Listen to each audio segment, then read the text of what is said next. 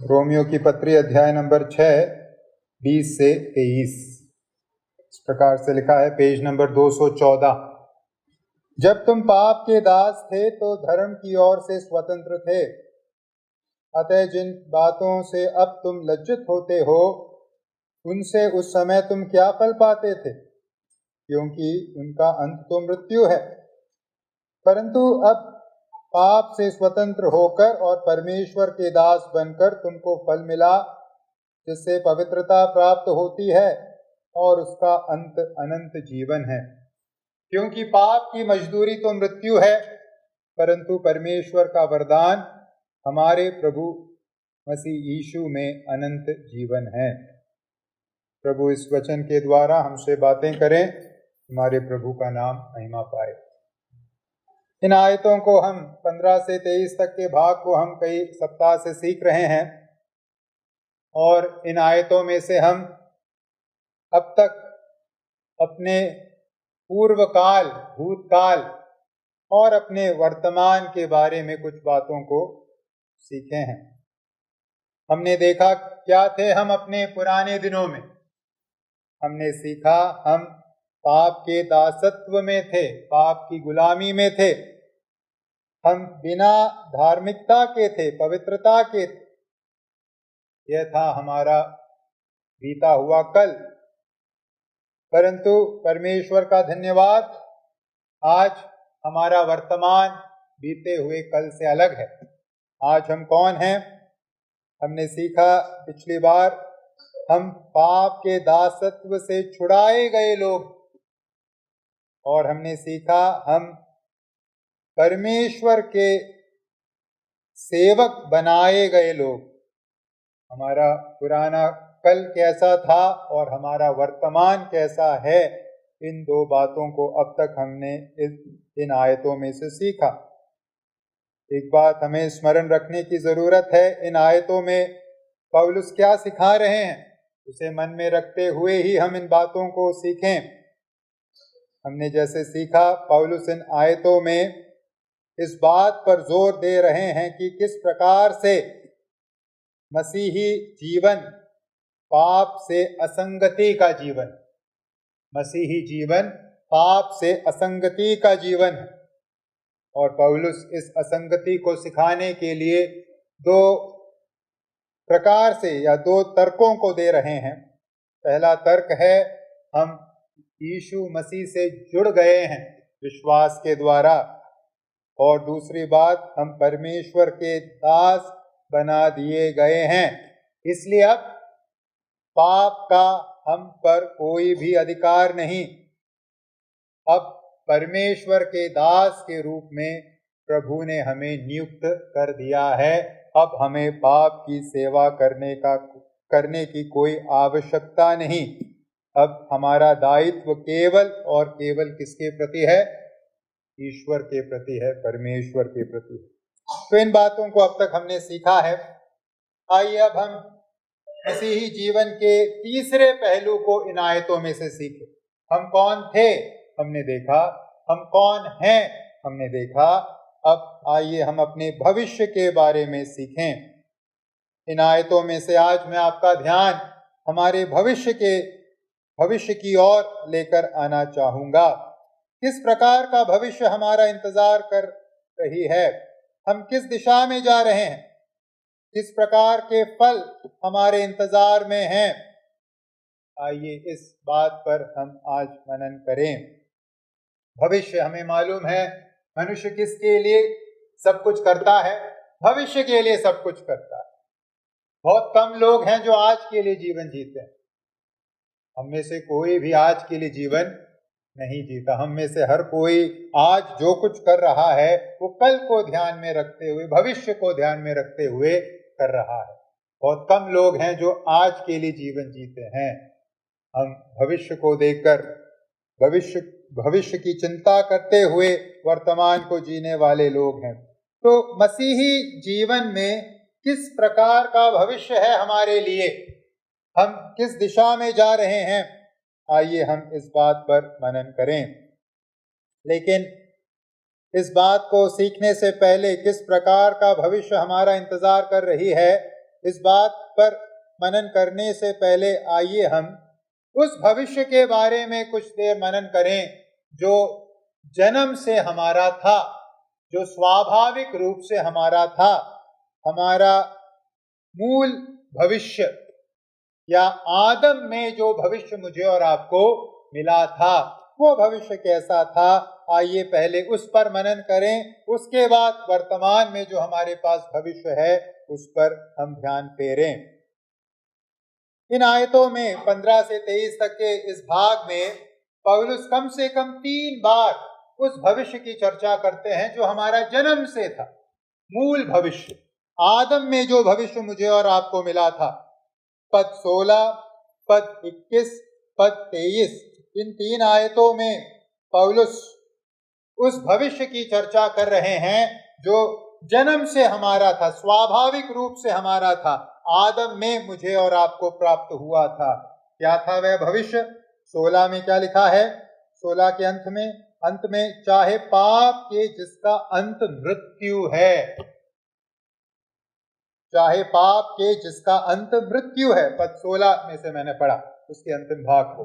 पद 21 में देखिए उसके भी अंतिम भाग को, क्योंकि उनका अंत तो मृत्यु है, पद 21 के आखिर में, और 23 में शुरुआत में, क्योंकि पाप की मजदूरी तो मृत्यु है। तो 16 और 21 और 23 में पौलुस हमें क्या स्मरण दिला रहे हैं? क्या था हमारा ओरिजिनल फ्यूचर, क्या था हमारा असली भविष्य? आदम में मुझे और आपको क्या मिला था भविष्य के रूप में, विरासत के रूप में? मृत्यु। मृत्यु मृत्यु हमारा मूल भविष्य थी। यह है पौलुस यह है सच्चाई जो पौलुस हमारे ध्यान में यहां लेकर आ रहे हैं। जिस वक्त आदम ने उस वर्जित फल को खाया, उसी वक्त वो मृत्यु की अवस्था में प्रवेश कर गया। जिस प्रकार से परमेश्वर ने उसे स्पष्ट रूप से चेतावनी भी दी थी उत्पत्ति 2 के 17 में, पर भले या बुरे के ज्ञान का जो वृक्ष है उसका फल तू कभी न खाना, क्योंकि जिस दिन तू उसका फल खाएगा उसी दिन अवश्य मर जाएगा, तू मृत्यु की अवस्था में प्रवेश कर जाएगा। और वैसा हुआ भी। आदम ने जिस क्षण उस वर्जित वृक्ष के फल को खाया, भले और बुरे के ज्ञान के वृक्ष के फल को खाया, आदम मृत्यु की अवस्था में प्रवेश कर गया। परंतु यह जो मृत्यु की अवस्था है वह आदम तक सीमित नहीं रही।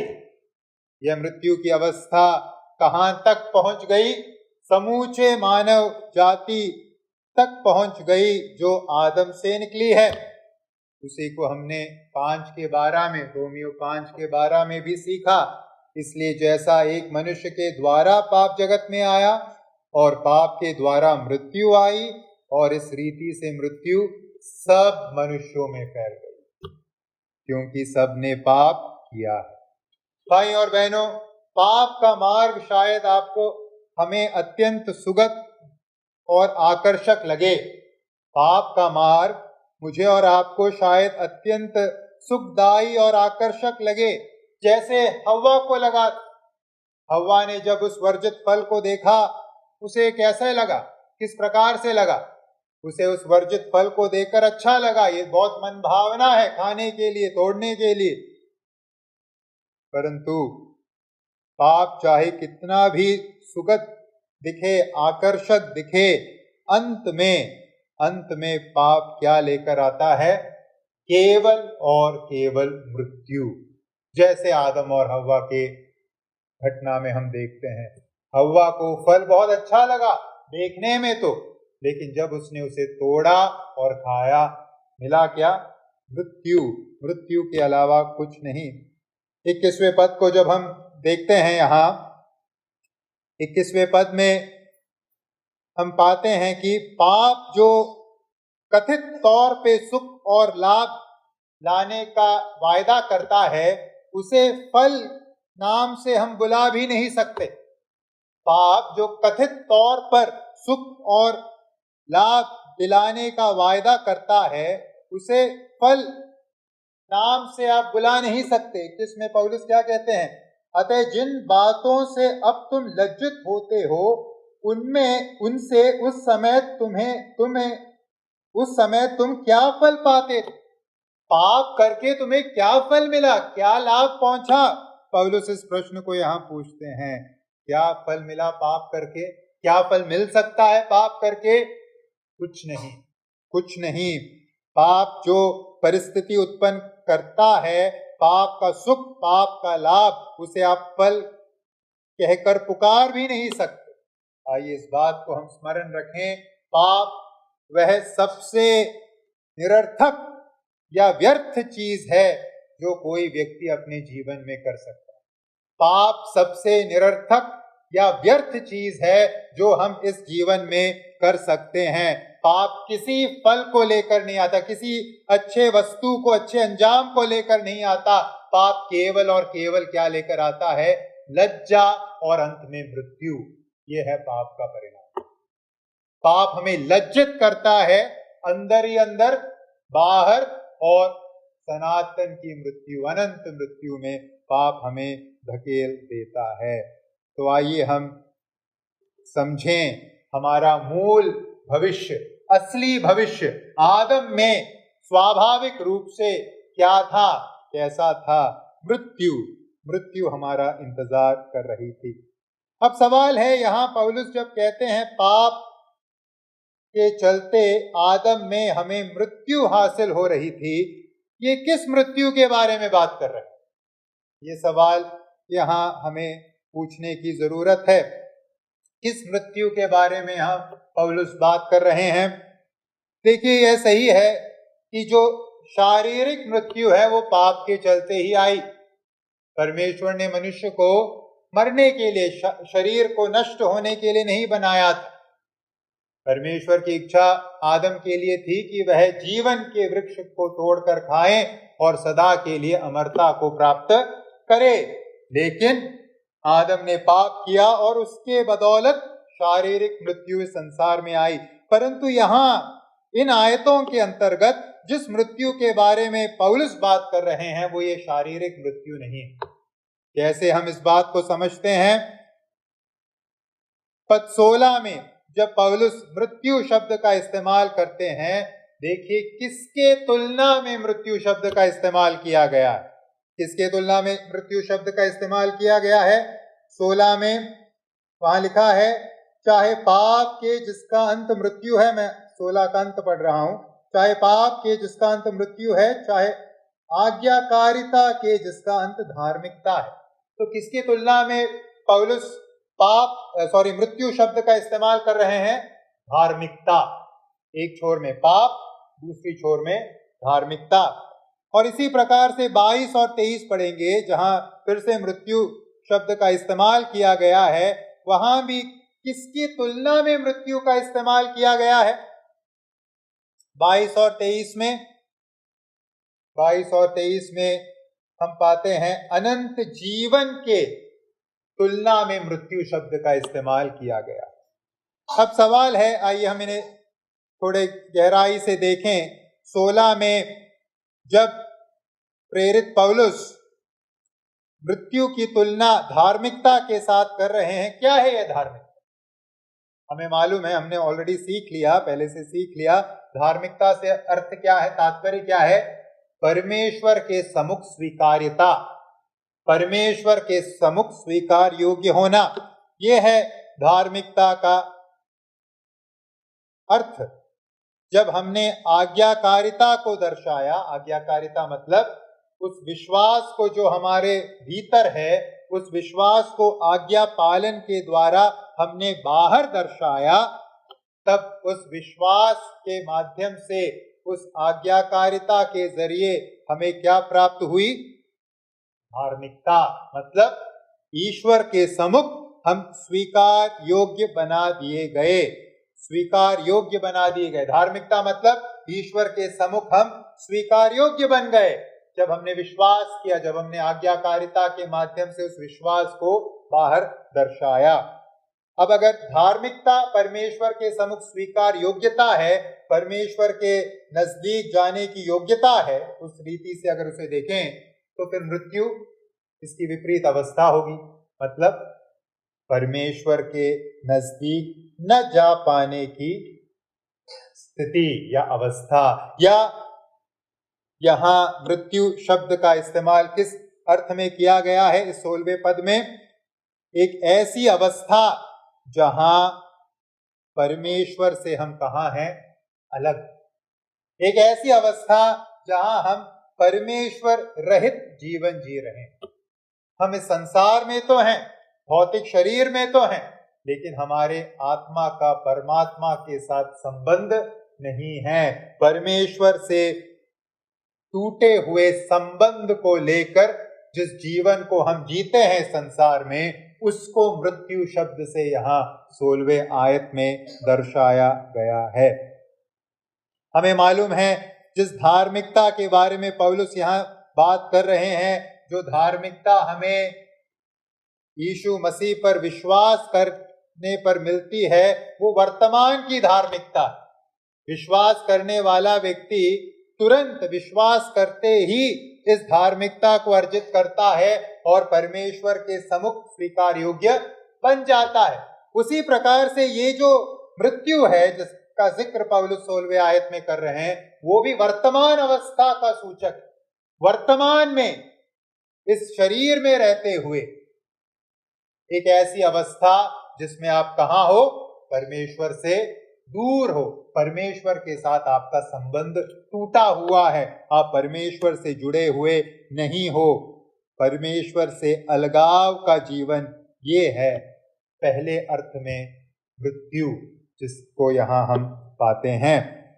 एक ऐसा जीवन जिसमें परमेश्वर के साथ संबंध नहीं है। एक ऐसा जीवन जिसे दूसरी भाषा में कहेंगे तो हम आत्मिक मृत्यु की अवस्था से दर्शाएंगे। इसी के बारे में हम इफिसियों की पत्री 2:1 में पढ़ते हैं। इसी आत्मिक मृत्यु या वर्तमान में परमेश्वर से टूटा हुआ संबंध, इफिसियों 2:1, वहां पौलुस लिखते हैं, उसने तुम्हें भी जिलाया जो अपने अपराधों और पापों के कारण मरे हुए थे। तुम आत्मिक मृत्यु की अवस्था में थे। तुम भौतिक शरीर में जीवित तो थे, लेकिन तुम्हारी आत्मा परमात्मा से अलग थी। परमेश्वर के साथ तुम्हारा संबंध नहीं था। तुम आत्मिक मृत्यु की अवस्था में थे। इसी के बारे में पौलुस इफिसियों 2:12 में भी लिखते हैं। इफिसियों 2:12, तुम लोग उस समय मसीह से अलग और इस्राएल की प्रजा के पद से अलग किए हुए और प्रतिज्ञा की वाचाओं के भागी न थे और आशाहीन और जग में ईश्वर रहित थे।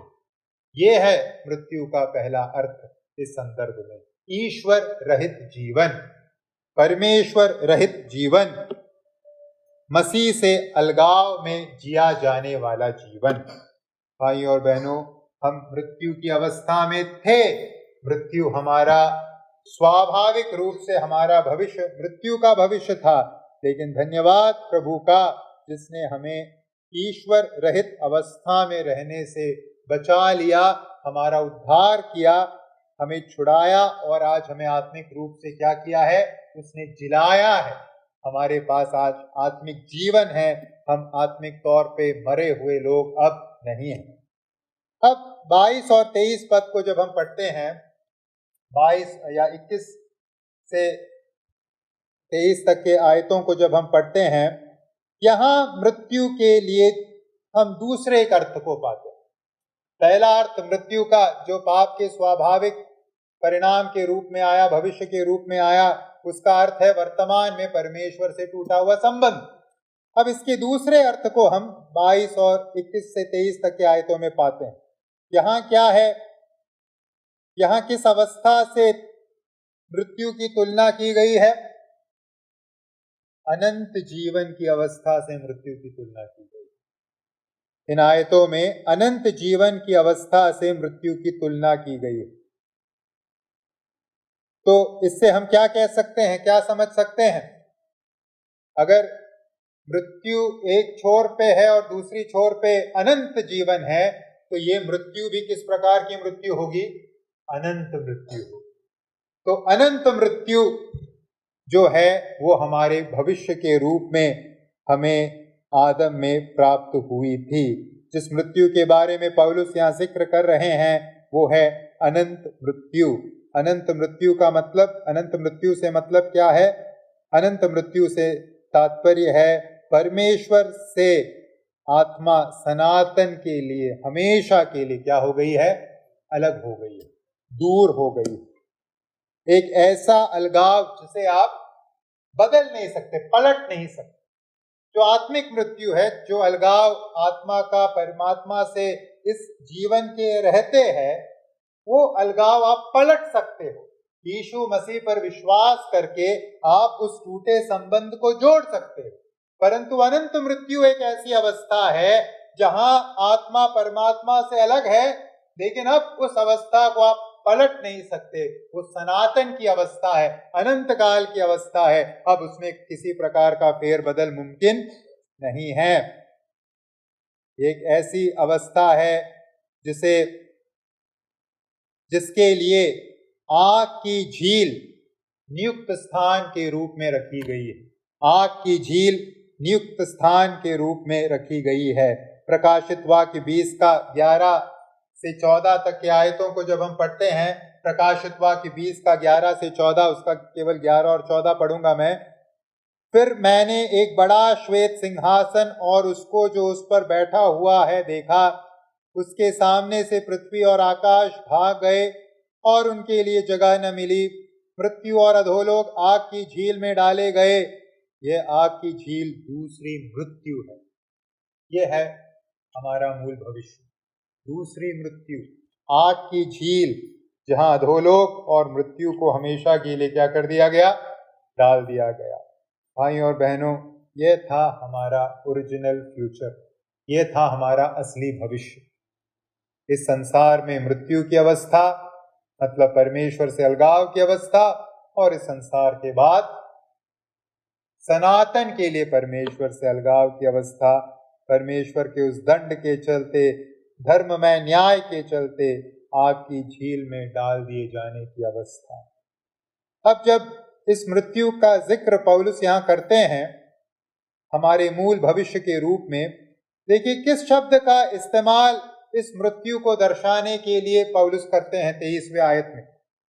क्या है यह मृत्यु? 23वें आयत में पौलुस कहते हैं पाप की मजदूरी तो मृत्यु है। ये जो अनंत काल का अलगाव है परमेश्वर से, अनंत काल के लिए नरक में या आग की झील में डाल दिए जाने की अवस्था है, इसके लिए जो शब्द का इस्तेमाल पौलुस कर रहे हैं वो शब्द क्या है? मजदूरी या वेतन, वेजस। ये जो शब्द है यूनानी भाषा में, ये एक सैन्य शब्द है। सैन्य शब्द से मतलब उस जमाने में सैनिकों के मध्य या सैनिकों के लिए इस्तेमाल किया गया एक शब्द था। मूल भाषा में मजदूरी के लिए इस्तेमाल शब्द। सैनिक जिस वेतन को अपने जीवन को दांव पर रखकर हासिल करता है, जो वेतन सैनिक का भाग है, जो उसने कमाया है, जो उसकी कमाई है, कमाई को दर्शाने वाला या योग्य भाग को दर्शाने के लिए इस्तेमाल शब्द था उस जमाने का मजदूरी या वेतन। आज जब हम पढ़ते हैं पाप की मजदूरी तो मृत्यु है, इसका मतलब क्या हुआ? आदम में हमारा योग्य भाग क्या था? आदम में हमारी क्या थी कमाई? हमारी योग्यता क्या हासिल करने की थी? मृत्यु, अनंत मृत्यु। हम इस अनंत मृत्यु के योग्य थे। हमने इस अनंत मृत्यु को आदम से अपने रिश्ते के चलते कमाया था। मृत्यु हमारी कमाई है जो हमें, अगर हम परमेश्वर के दूरी की अवस्था में बने रहें इस संसार के जीवन में भी में तो आने वाले जीवन में कमाएंगे। भाई और बहनों, आइए हम परमेश्वर का धन्यवाद दें। परमेश्वर के उस महान कृपा के लिए प्रभु को धन्यवाद दें जिन्होंने हमें इस बहुत ही भयानक भविष्य से क्या कर दिया है? छुड़ा दिया है, आजाद कर दिया है, बचा लिया है। इस मृत्यु रूपी भविष्य से, इस मृत्यु रूपी कमाई से परमेश्वर ने आज हमें आजाद कर दिया है। आइए हम स्मरण करें इस आजादी को हमें दिलाने के लिए, मृत्यु की अवस्था से हमें छुड़ाने के लिए स्वयं हमारे परमेश्वर ने, यीशु मसीह ने मृत्यु को अपने ऊपर उठाने का काम किया, ताकि मैं और आप इस मृत्यु रूपी भविष्य से क्या हो जाएं, बरी हो जाएं, आजाद हो जाएं, छूट जाएं। मैं हृदय से इस बात की आशा करता हूं और प्रार्थना करता हूं कि हम में से कोई भी जो यहाँ बैठा है इस मृत्यु रूपी भविष्य की ओर जा नहीं रहा। हम में से कोई भी जो यहाँ बैठा है वो इस मृत्यु, अनंत मृत्यु रूपी भविष्य की ओर नहीं जा रहा। मैं इस बात की आशा करता हूं और प्रार्थना करता हूं। अगर हमारे अंदर इतनी सी भी शंका है कि शायद मैं इस मृत्यु रूपी, अनंत मृत्यु रूपी, आग की झील रूपी या नरक रूपी मृत्यु की ओर जा रहा हूं, हमें क्या करने की जरूरत है? इसी वक्त अपने हृदय में हमें प्रार्थना करने की जरूरत है, अपने पापों का अंगीकार करते हुए, परमेश्वर से क्षमा मांगते हुए, यह विश्वास करते हुए कि प्रभु यीशु, आप मेरे पापों के लिए क्रूस पर मारे गए, आप मेरे पापों के लिए गाड़े गए, आप मेरे पापों के लिए तीसरे दिन मृतकों में से जी उठे। इस विश्वास को करके इसी वक्त आइए परमेश्वर के साथ अपने टूटे संबंध को पुनर्स्थापित करें और इस छुटकारे को, अनंत मृत्यु रूपी भविष्य से छुटकारे को इसी वक्त हासिल करें। इसमें किसी प्रकार की देरी न करें, क्योंकि हमें अगले क्षण के बारे में कोई अंदाजा नहीं। तो हम क्या सीख रहे थे, क्या चर्चा कर रहे थे? मूल भविष्य हमारा कैसा था? आदम में हमें क्या भविष्य मिला? जन्म से हमें क्या भविष्य मिला? हमें एक अच्छा भविष्य नहीं मिला। हमें मृत्यु रूपी भविष्य, आग की झील रूपी विरासत आदम में प्राप्त हुई। परंतु परमेश्वर का धन्यवाद हो, आज ये जो मूल भविष्य है हमारा वर्तमान भविष्य नहीं रहा। आज एक बड़ा परिवर्तन आ चुका है। आज ये मूल भविष्य जो हमें जन्म से हासिल हुआ, आदम में प्राप्त हुआ, वो हमसे क्या कर दिया गया है? हटा दिया गया है। और आज प्रभु यीशु मसीह में हमारे पास एक नया भविष्य है। और क्या है वह नया भविष्य? किस प्रकार का है वह नया भविष्य? 22 और 23 आयत में, रोमियो 6 के 22 और 23 आयत में पौलुस उस नए भविष्य का उल्लेख करते हैं। क्या है हमारा नया भविष्य? 22 के अंत में, और उसका अंत अनंत जीवन है। और 23 में, परंतु परमेश्वर का वरदान हमारे प्रभु मसीह यीशु में अनंत जीवन है। अनंत जीवन रूपी वर्तमान भविष्य प्रभु यीशु मसीह में हर विश्वास करने वाले को सेंतमेंत हासिल हुआ है। आज हमारा भविष्य मृत्यु का भविष्य नहीं, आज हमारा भविष्य विश्वास करने वाले व्यक्ति का भविष्य कैसा भविष्य है? जीवन का भविष्य है, अनंत जीवन का भविष्य है। जैसे हमने अपने मूल भविष्य के बारे में देखा, मूल भविष्य के लिए जिस शब्द का इस्तेमाल किया गया था वो शब्द कौन सा था? वेतन। मूल भविष्य, जो मृत्यु रूपी भविष्य हमारा इंतजार कर रही थी, वो हमने कमाया था, वो हमारे लिए हमारे योग्यता के अनुसार हमें दिया जाने वाला भविष्य था।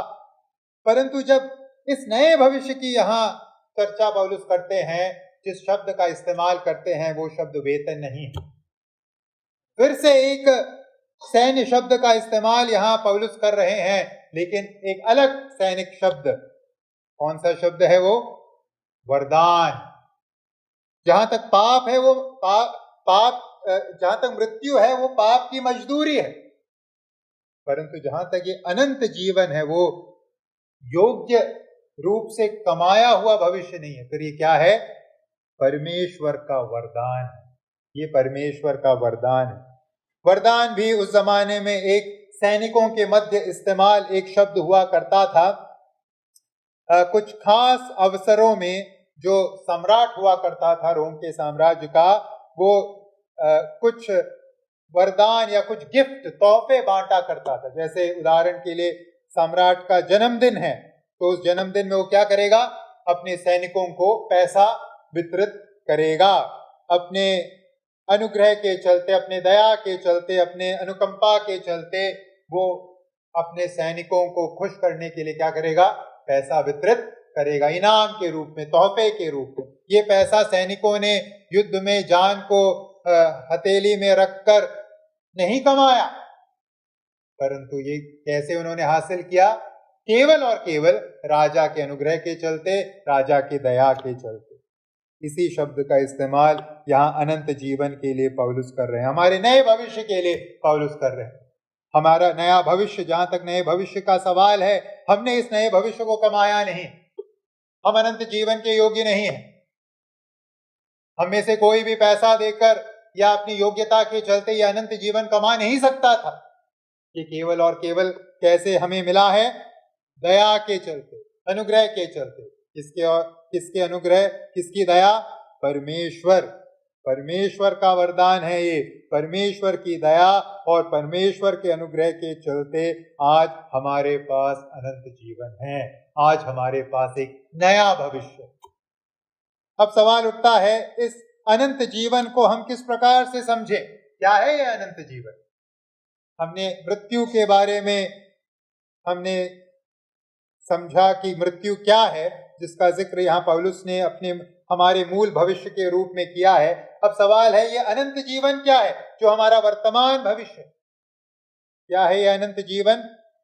अनंत जीवन वह है जो अनंत काल में ईश्वर के साथ संगति की आशा करता है और उसका आश्वासन करता है। अनंत जीवन का मतलब अनंत काल हमारे पास किसकी संगति है?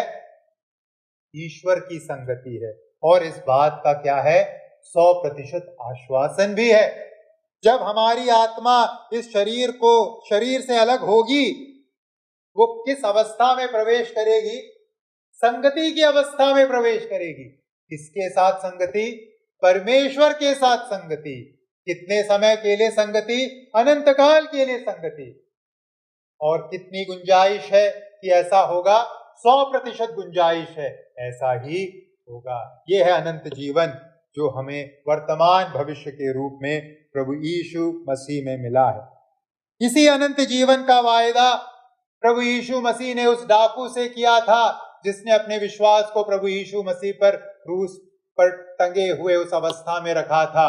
स्मरण कीजिए, उस डाकू से प्रभु यीशु ने क्या कहा था? प्रभु ने उससे कहा, लूका 23 के 43 में उसने उससे कहा, मैं तुझसे कहता हूं कि आज ही तू मेरे साथ स्वर्गलोक में होगा।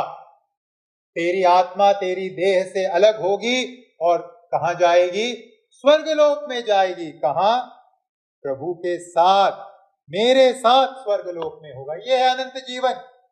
इसी अनंत जीवन को प्रेरित पौलुस फिलिपियों की पत्री अध्याय 1 में लाभ शब्द से बुलाते हैं। लाभ, अनंत जीवन क्या है? लाभदायक अवस्था। फिलिपियों की पत्री अध्याय नंबर 1 21 से 23, फिलिपियों की पत्री अध्याय नंबर 1 21 से 23 लिखा है, क्योंकि मेरे लिए जीवित रहना मसीह है और मर जाना लाभ है। पर यदि शरीर में जीवित रहना ही मेरे काम के लिए लाभदायक है तो मैं नहीं जानता कि किसको चुनूं, क्योंकि मैं दोनों के बीच अधर में लटका हूं। जी तो चाहता है कि कूच करके मसीह के पास जा रहूं, क्योंकि यह बहुत ही अच्छा है। मसीह के पास जा रहूं, यह है अनंत जीवन, यह है लाभ।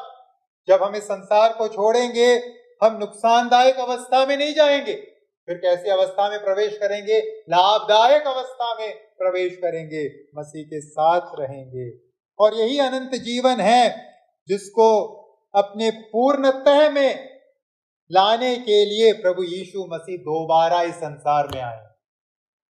पहला थिस्सलुनीकियों 4 अध्याय के 16 और 17 पद में हम क्या पढ़ते हैं? प्रभु यीशु मसीह जब आएंगे तो क्या होगा? प्रभु यीशु मसीह जब महिमा में लौटेंगे तब क्या होने वाला है? पहला थिस्सलुनीकियों 4 का 16 और 17 इस प्रकार से लिखा है, क्योंकि प्रभु आप ही स्वर्ग से उतरेगा, उस समय ललकार और प्रधान दूत का शब्द सुनाई देगा और परमेश्वर की तुरही फूंकी जाएगी, और जो मसीह में मरे हैं वे पहले जी उठेंगे।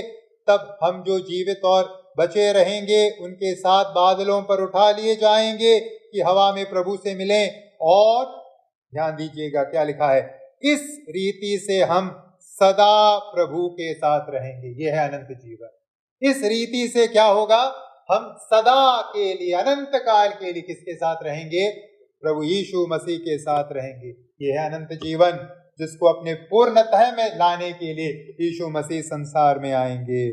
और किस प्रकार का दिखेगा ये अनंत जीवन, किस प्रकार का होगा, क्या होगी इस अनंत जीवन की खासियत या खूबी, प्रकाशित वाक्य की पुस्तक 21वें और 22वें अध्यायों को पढ़िएगा। उसमें अनंत जीवन किस प्रकार का है, हमारा भविष्य किस प्रकार का है, उसका थोड़ा सा वर्णन किया गया है। उसमें से कुछ शब्दों को मैं पढ़ना चाहूंगा। प्रकाशित वाक्य 21 का 3 और 4, अनंत जीवन किस प्रकार का होगा, किस प्रकार का भविष्य हमारा इंतजार कर रही है।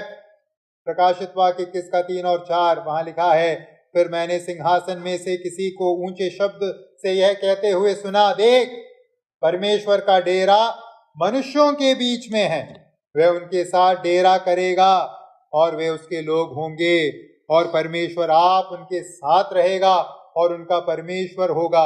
वह उनकी आंखों से सब आंसू पोंछ डालेगा, और इसके बाद मृत्यु न रहेगी और न शोक, न विलाप, न पीड़ा रहेगी, पहली बातें जाती रही। ये है अनंत जीवन भाइयों।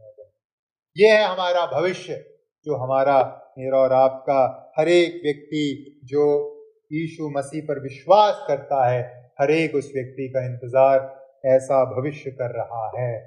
क्या आपके अंदर आश्वासन है कि आपके पास ऐसा भविष्य है, या अभी भी अंदर अनिश्चितता है कि ऐसा एक भविष्य है क्या नहीं? जैसे हमने मृत्यु के बारे में सीखा, मृत्यु के बारे में हमने सीखा, एक मृत्यु का वर्तमान पहलू है आत्मिक मृत्यु, और मृत्यु का एक अंतिम अनंत पहलू है, आने वाला भविष्य का पहलू है अनंत मृत्यु। उसी प्रकार से जब हम वचन पढ़ते हैं, अनंत जीवन के बारे में भी हम इन दो पहलुओं को पाते हैं। अनंत जीवन का भी केवल एक भविष्य का ही पहलू नहीं है, अनंत जीवन का भी एक वर्तमान का पहलू भी है। अनंत जीवन का एक वर्तमान पहलू भी हम इन आयतों में देखते हैं। तो हम कह सकते हैं, वचन के अंतर्गत देखते हैं तो हम कह सकते हैं कि एक तरीके से हम अनंत जीवन में प्रवेश करेंगे, जैसे हम यहाँ 23 में पढ़ते हैं। लेकिन दूसरे प्रकार से हम कह सकते हैं कि हम अनंत जीवन में प्रवेश कर चुके हैं, हम अनंत जीवन में प्रवेश करेंगे भी, और अनंत जीवन में प्रवेश हम कर चुके भी हैं। यूहन्ना रचित सुसमाचार 17 के 3 को जब पढ़ते हैं, यूहन्ना का सुसमाचार 17 का 3, वहां अनंत जीवन की एक बहुत व्यवहारिक परिभाषा प्रभु यीशु मसीह स्वयं देते हैं। क्या है अनंत जीवन? यूहन्ना 17 का 3 में लिखा है, प्रभु कहते हैं, और अनंत जीवन यह है कि वह तुझ एकमात्र सच्चे परमेश्वर को और यीशु मसीह को जिसे तूने भेजा है जाने। क्या है अनंत जीवन? वे तुझ एकमात्र सच्चे परमेश्वर और यीशु मसीह को जिसे तूने भेजा है वर्तमान में जाने। तो अनंत जीवन का वर्णन परमेश्वर किस प्रकार से करते हैं, यीशु किस प्रकार से करते हैं? परमेश्वर को जानने और उसके पुत्र यीशु मसीह के माध्यम से ईश्वर के साथ संगति रखने के उस अनुभवात्मक पहलू को अनंत जीवन के नाम से बुलाया गया है। यीशु मसीह पर विश्वास करते ही, पापों की क्षमा प्राप्त होते ही, यीशु मसीह में हमारा संबंध किससे जुड़ जाता है? पिता से जुड़ जाता है, और वही है अनंत जीवन। तो कौन कौन अनंत जीवन में प्रवेश कर चुका है? हर एक व्यक्ति जिसने प्रभु यीशु मसीह पर अपने विश्वास को रखा है, उसके पास पिता के साथ संबंध है, और वह अनंत जीवन में प्रवेश कर चुका है, और वह एक निर्णायक तौर पे, महिमामय तौर पे अनंत जीवन में प्रवेश करेगा भी, भविष्य की घटना के रूप में। तो इस वर्तमान पहलू के रूप में अनंत जीवन को हम किस रूप में पहचाने, किस रूप में जाने, किस रूप में समझें? नया जन्म प्राप्त करने को हम अनंत जीवन के रूप में समझें। जब हम यीशु मसीह पर विश्वास करते हैं और पवित्र आत्मा प्रभु हमें नए सिरे से जीवन देते हैं, वही है अनंत जीवन। तो किसको मिलेगा वो महिमा में अनंत जीवन? जिसके पास वर्तमान में अनंत जीवन है, जिसने वर्तमान में यीशु मसीह पर अपने विश्वास को रखा है। तो क्या आपके पास वर्तमान में अनंत जीवन है? ईश्वर के साथ अनुभवात्मक स्तर पर एक संबंध है? अगर है तो आपको अनंत जीवन भी मिलेगा, जो भविष्य में हमारा इंतजार कर रही है। वर्तमान में यीशु मसीह के साथ एक होना अनंत काल के उस जीवन को, जो भविष्य में जाहिर प्रकट होगा, हमें प्राप्त होगा, इस बात की गारंटी देता है। तो भाइयों और बहनों, क्या हमारे पास ये आश्वासन है? जब आत्मा शरीर को छोड़कर जाएगी, कहाँ जाएगी? क्या है आपके अंदर का आश्वासन? कहाँ जाएगी आपकी आत्मा? अनंत जीवन में प्रवेश करेगी या शंका है? अगर शंका है तो आज ही यीशु मसीह को अपना हृदय दीजिए, पापों की क्षमा पाइए और उस आश्वासन को, उस आनंद को, उस मनोहर महिमामय भविष्य को प्राप्त कीजिए। कैसा है हमारा भविष्य? अनंत जीवन रूपी है हमारा भविष्य। कितना अद्भुत है हमारा भविष्य, जो कोई कमा नहीं सकता, जो कोई खरीद नहीं सकता, जो कोई हासिल नहीं कर सकता। उस भविष्य को प्रभु यीशु मसीह में हमें सेंट में फ्री में गिफ्ट के तौर पर दे दिया गया है। अंत में कैसे मालूम करें कि हमारे पास ये अनंत जीवन है या नहीं? हमारे पास ये भविष्य है या नहीं है, कैसे मालूम करें? क्या है वर्तमान में सबूत कि हाँ, हम अनंत जीवन में प्रवेश करेंगे? क्या है इस बात की गारंटी वर्तमान में कि नहीं, हम धोखे में जी रहे हैं, मरने के बाद नरक पहुंच गए? ऐसा नहीं होगा। इस बात की क्या है गारंटी वर्तमान में? क्या है गारंटी? 22वें आयत को आइए हम पढ़ते हैं। 22वें आयत में पौलुस क्या कहते हैं? परंतु अब पाप से स्वतंत्र होकर और परमेश्वर के दास बनकर तुमको फल मिला, जिससे पवित्रता प्राप्त होती है और उसका अंत अनंत जीवन है। अनंत जीवन किसका अंत है? अनंत जीवन पवित्रता के जीवन का अंत है। अनंत जीवन पवित्रता के जीवन का अंत है, या पवित्रता के जीवन का अंतिम पड़ाव है अनंत जीवन। भाइयों और बहनों, आइए इस बात को स्मरण रखें। पवित्र जीवन है इस बात का सबसे बड़ा सबूत। वर्तमान में इस बात का सबसे बड़ा सबूत है पवित्र जीवन, कि हम इस जीवन के बाद अनंत जीवन में प्रवेश करेंगे। धोखे में मत रहिए। अगर वर्तमान में जीवन में पवित्रता नहीं, तो अनंत काल पवित्रता के स्रोत प्रभु यीशु के साथ रहेंगे, इस आश्वासन को रखने में कोई मतलब नहीं। आइए हम धोखे की अवस्था में ना रहें। हम ऐसा ना सोचें कि वर्तमान में मैं मन चाहे तरीके से जीवन जी लूं, मैंने तो विश्वास कर लिया है, मैं अनंत जीवन में प्रवेश कर लूंगा। नहीं, क्योंकि हम जय मसीह की कहते हैं, क्योंकि हम बाइबल पढ़ते हैं, क्योंकि हम हालेलुया कहते हैं, क्योंकि हम संगति में आते हैं, इसलिए अनंत जीवन में प्रवेश नहीं करेंगे? बिल्कुल नहीं करेंगे। कुछ चीजें हम इतने बेमतलब तरीके से बोलते हैं।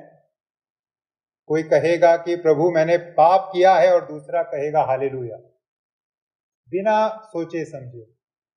किसी ने पाप किया है का मतलब क्या हालेलुया कहना है? हालेलुया मतलब प्रभु की स्तुति हो। कोई कह रहा है मैंने पाप किया है, दूसरा कह रहा है हालेलुया।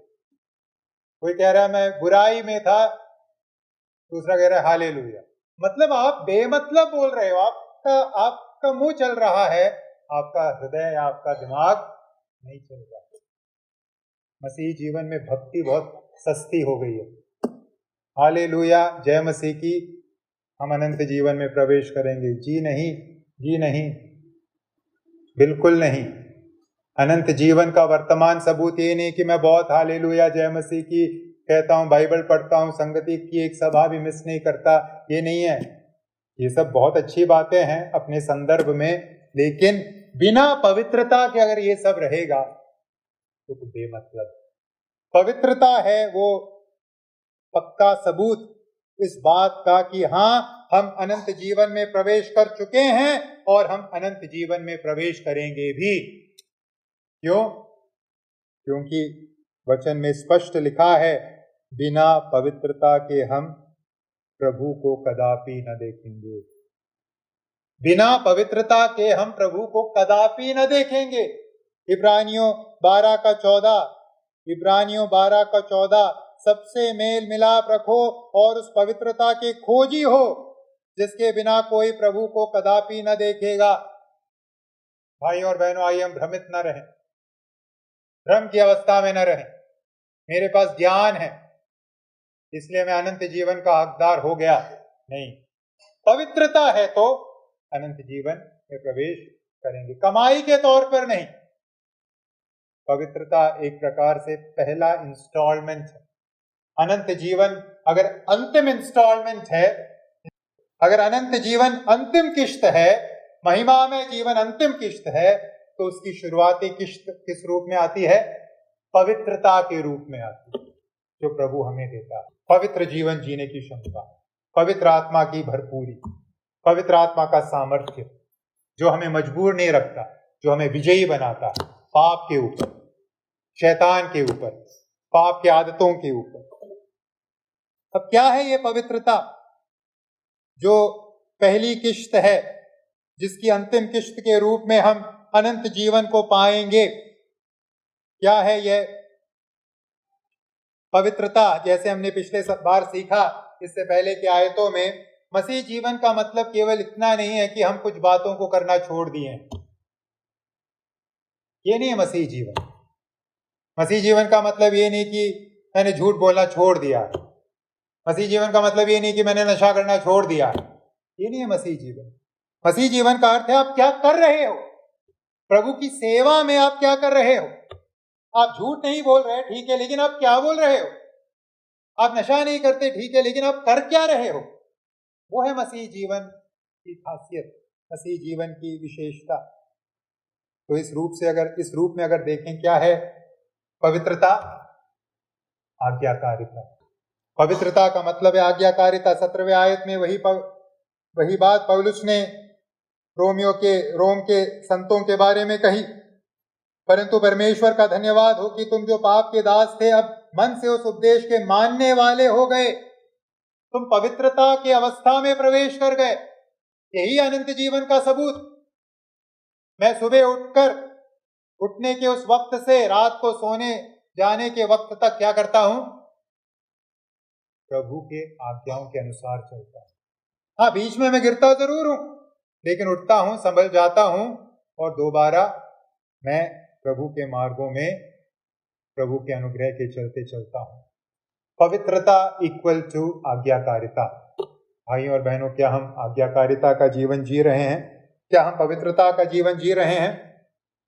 पवित्रता केवल आज्ञाकारिता के रूप में ही न देखें। पवित्रता का दूसरा एक अर्थ है पवित्र आत्मा के फल को जीवन में प्रस्तुत करना। क्या है पवित्रता? पवित्रता से तात्पर्य है प्रेम, पवित्रता से तात्पर्य है आनंद, शांति, धीरज, कृपा, भलाई, विश्वास, नम्रता, संयम। यह है पवित्रता। अगर जीवन में ये नहीं है तो पवित्रता नहीं है। माफ कीजिएगा, पवित्रता नहीं है, सबूत नहीं है कि आप अनंत जीवन में प्रवेश करेंगे।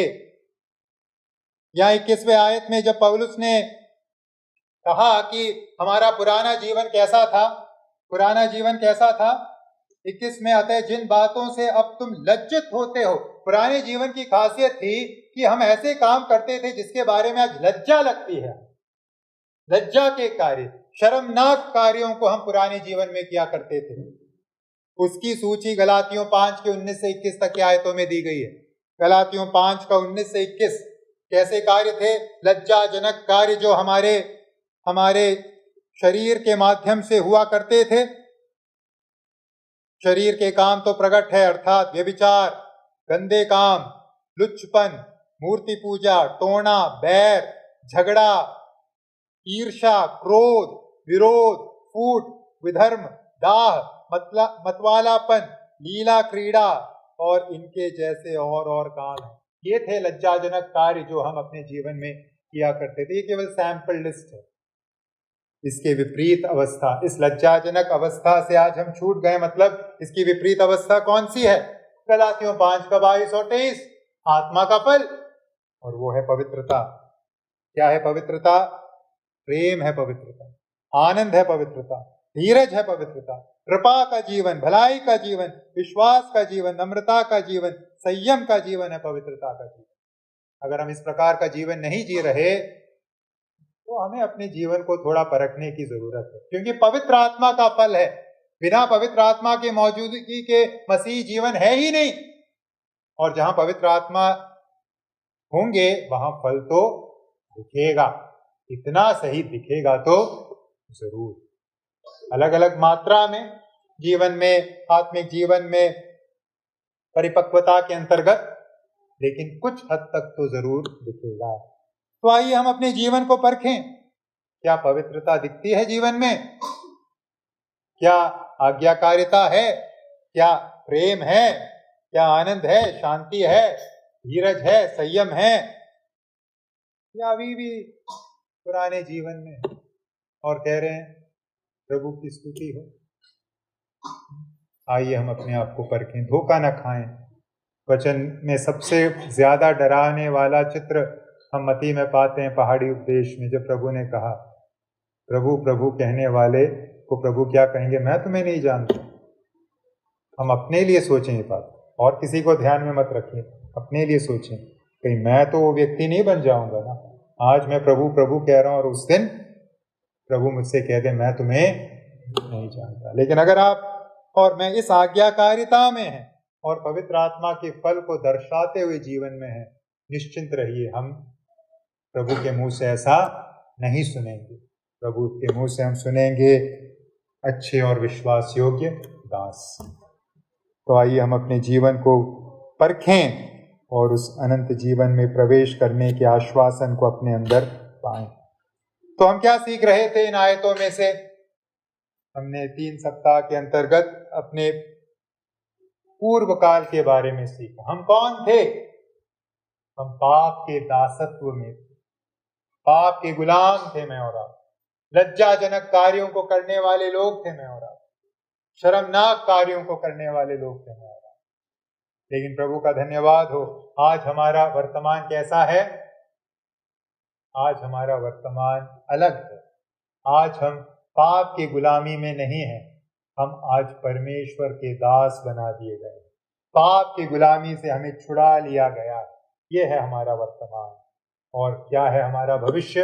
अनंत जीवन, महिमामय जीवन, परमेश्वर के साथ सदा सर्वदा के लिए वास करने का जीवन है हमारा भविष्य। ये है मसीही जीवन भाइयों और बहनों, ये है मसीही जीवन।